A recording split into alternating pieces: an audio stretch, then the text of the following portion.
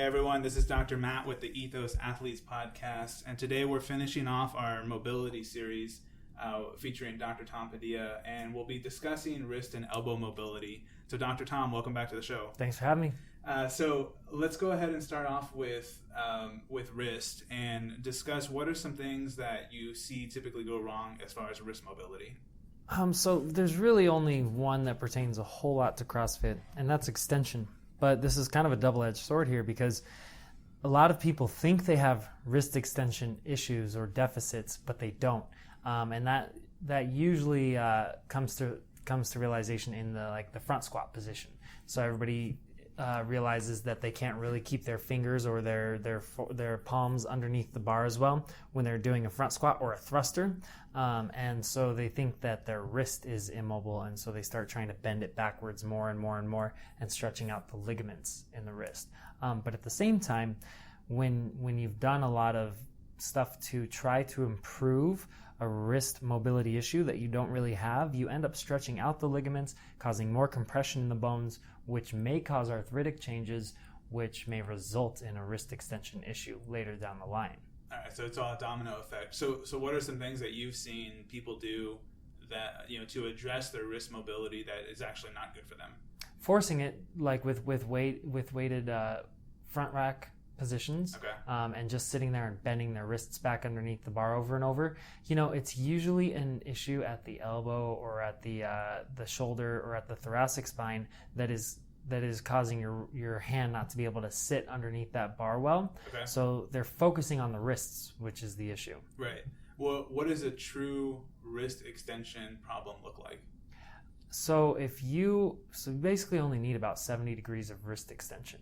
Okay. So if you know what a 90-degree angle looks like, you can pretty much imagine what only a 70-degree angle would look like. Lay your palm flat on a table, lay your entire forearm on the table, and then pull your hand back. If you can get anywhere close to vertical, your wrist mobility is good. Okay.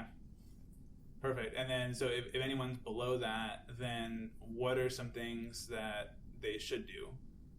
So it depends on what the issue is. It could be your wrist flexors are super tight. So the forearm flexors are the muscles that are on the soft side of your forearm. We'll call it the underbelly. Okay, not the hairy side usually.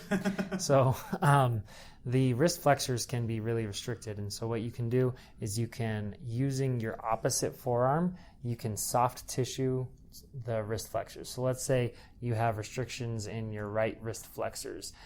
You're going to lay your right arm palm up on a surface, take your left forearm, cross it over your body, and plant it squarely on the forearm that you are going to work on, and use that as a tool and actually massage out your wrist flexors.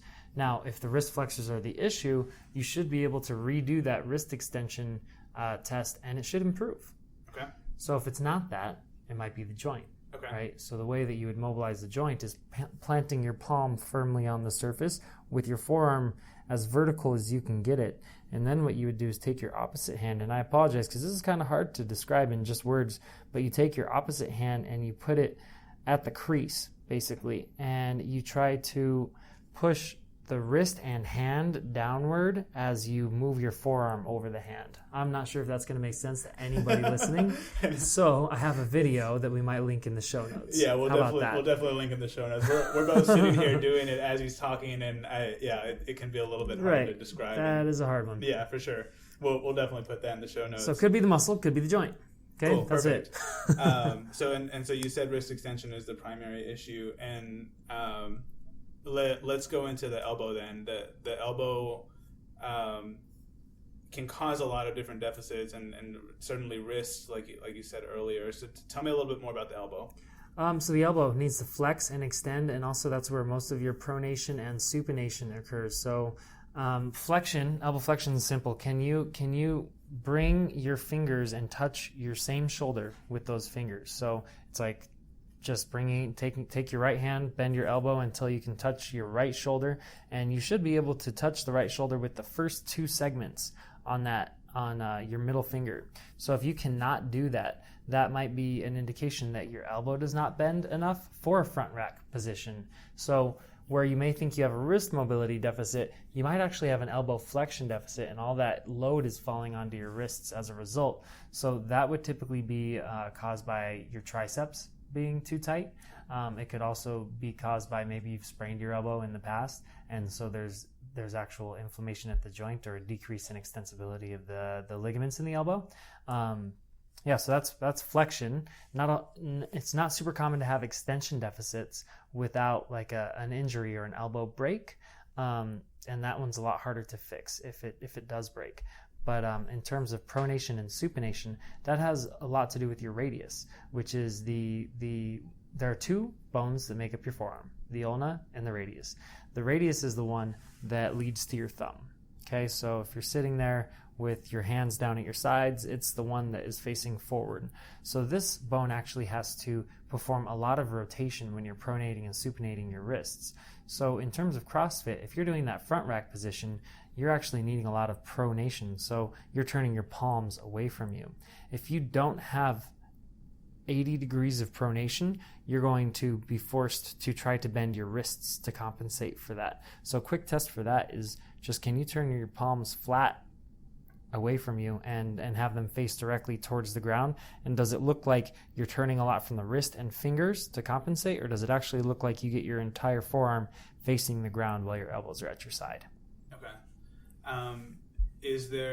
So we talked about flexion, extension is not that common, pronation, supination. What particular lifts can be affected by pronation and supination? So pronation and supination, play a role in most lifts. Right. As far as where you'd notice it most, I would think a front rack position, or so like a thruster, or when you're getting ready to do anything overhead. So you're doing a push press, and wrist extension when you're doing like a snatch, right? Okay. So they actually play a role in most CrossFit movements, but at first you're not going to notice that you have this deficit because only a certain amount of range is required. And so when you're only missing 10 or 15 degrees, you might not notice it until much later when you're actually missing 20 or 30 degrees. Okay. So a lot of the times, even I have someone right now who their radius doesn't move correctly, and they are overutilizing their biceps to actually turn their arm into pronation and supination. So they're getting a lot of biceps irritation because their pronation and supination is actually lacking at the elbow. Okay. And what about, so we talked about those particular movements. So I know a number of CrossFit athletes that can develop either golfers or tennis elbow, and it's usually more tennis elbow. Can you talk to me a little bit more about that and what can cause that? Yeah, so tennis elbow can be caused by over gripping, okay, right? Or it can be caused by a lack of wrist mobility. So if your wrists do not move well, if you don't get that wrist extension, then your wrist extensors are pulling against an immobile object. So over time, they get more and more and more irritated because they're pulling against just a brick wall, basically. Okay. So that can lead to tennis elbow with lifting, and also you're doing a lot of heavy gripping in CrossFit. So if you're gripping with your wrists extended, that can cause an issue, as opposed to having a neutral grip. And that's also why some people use the hook grip, because it requires less gripping. So that's one way that it occurs, other than playing tennis. Okay. Yeah. yeah, for sure. And how about golfer's elbow, where it's more inside the elbow? What are some things that can cause that? Kind of the same things like over gripping, because you are using the wrist flexors, and usually it's more so caused by an impact. So if you're actually golfing, right, and you're actually hitting the ground, that's usually one of the things that can cause golfer's elbow. But other than having impact, you can get it by forcing your elbows into too much extension and increasing the load on the ligaments in your elbow. That over time can cause that as well. Okay. He's checking his extension right now for his elbows. I think we went over a lot of information in that one. Is there? I know you've mentioned in the past that shoulder problems can also be a cause of elbow problems.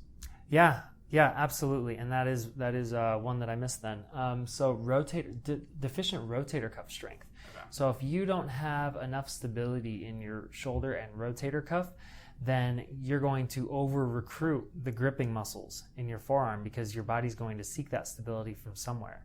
So if your rotator cuff is weak, and a lot of CrossFitters are notorious for not training their rotator cuff. They have nice big primary movers like deltoids, biceps, triceps, everything's good in that area, but the rotator cuff gets weak.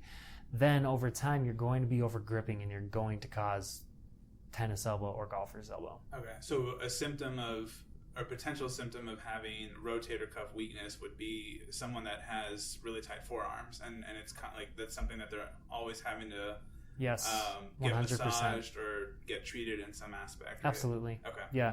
And then what's a way to address, or what can cause the triceps to be tight when we're talking about the elbow?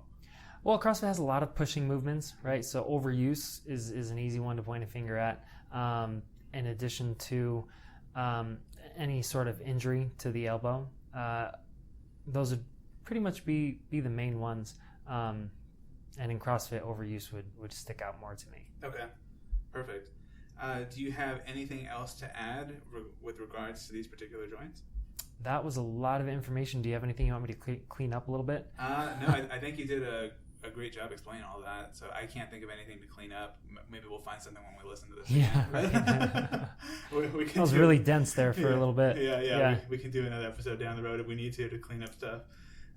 Cool. Well, let me go ahead and recap what Dr. Tom shared with us as far as wrist and elbow mobility. So when you're looking at wrist mobility, one of the things that can affect individuals is wrist extension. And you can see this in some of the lifts that we do in CrossFit. Now, this is wrist extension. There's a caveat to this. It is commonly over-treated, which can cause further issues down the road. So to see if you truly have a wrist extension problem, an easy way to do that would be to put your hand flat on a table, leave your wrist touching the table, and see how far you can bring your hand back. And if you're at least around 70 degrees, then your wrist extension is probably pretty good.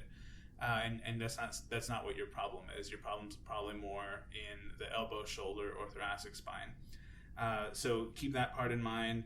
I'm not even going to bother trying to say what the correction for the joint mobilization is, because we're not. Yeah, I'll just put a video. I'll just put a video for it. But another thing to look at, if you did fail that wrist test, is to look at your flexors, which is the underside of your forearm, and that can go in. If you address that and kind of work that out, that could help with your wrist extension. Elbow is a little bit more complex. There's some issues that can occur with flexion. A way to test that is just to bend your elbow and touch the same shoulder of that elbow. And if you're able to do that fairly easily, especially with the middle finger and the first two segments of the middle finger, you're probably okay as far as elbow flexion.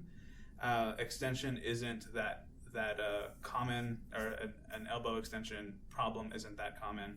And then pronation and supination can also be an issue, and you can test that by having your hand flat on the table again and just rotating your elbow and seeing what that degrees looks like. Again, at the end of the day, everything's connected in some shape or form, and so the shoulder can cause a lot of elbow problems as well, especially if there's issue with the rotator cuff, which is probably the biggest thing that I see in CrossFit, and that's, aside from low back, rotator cuff is probably what I treat the most of, or rotator cuff is what I treat the most of, and low back is what I see secondly, as far as being issues in the CrossFit world. So make sure that your rotator cuff muscles aren't completely weak, and that you do take some time to work those. And yeah, we'll probably put some links on the episode or the show notes, so you can they give you some things to consider for that. So that's the recap for what we did. Our next series that we have coming up is a nutrition series featuring Kelly Michelle from Keep Moving Forward. We have a lot of great information on you for that one, and I want to thank Dr. Tom for being here for our mobility series. So thank you, Dr. Tom. It was a great time. Thanks for having me. So I'm sure he'll be back in the future. But in the meantime, thank you for listening and hope you enjoyed the show.